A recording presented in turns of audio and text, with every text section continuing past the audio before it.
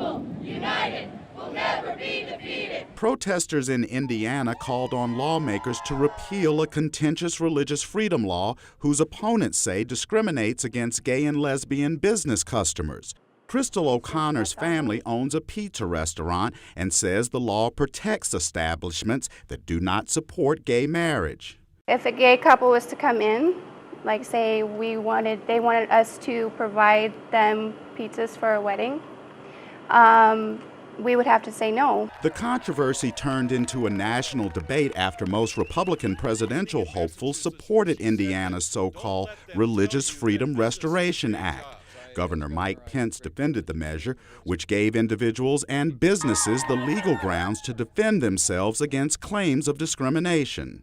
The Religious Freedom Restoration Act was about religious liberty, not about discrimination. A national backlash along with business pressure forced Indiana's and Arkansas's Republican-controlled state legislatures to change the laws. The measures now have provisions in them that explicitly prohibit business owners from denying services to gay and lesbian customers. Republican presidential candidate Ted Cruz sought to turn the issue into a cultural war against Democrats. Standing up for the First Amendment rights of Americans, standing up for the very first liberty protected in the First Amendment, is now viewed as inconsistent with the partisan political objective of the Democratic Party. At the White House, President Obama's spokesman, Josh Earnest, disagreed with the way Republicans are casting the debate. This hasn't been a partisan or even a particularly political dispute.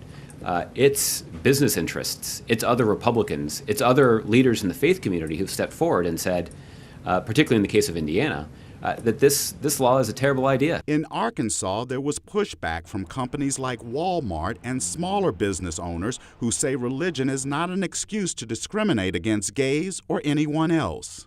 It has a lot of potential to be very bad for the state of Arkansas, for business, and just for our perception. The country is laughing at us. We don't need to pass this.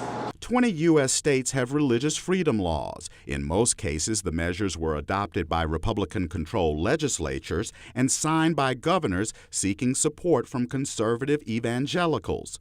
Republican analyst Scott Faulkner says the cultural war over religious freedom laws could hurt Republicans' efforts to broaden support for the party. When you think of Republicans who are supposed to be for limited government, they shouldn't be putting an asterisk on that and say limited government except when it comes to looking at what people are doing in their bedrooms. Not everyone is happy with changes to the laws, with both conservative and liberal activists vowing to continue the fight over the political boundaries of religious freedom. Chris Simkins, VOA News, Washington.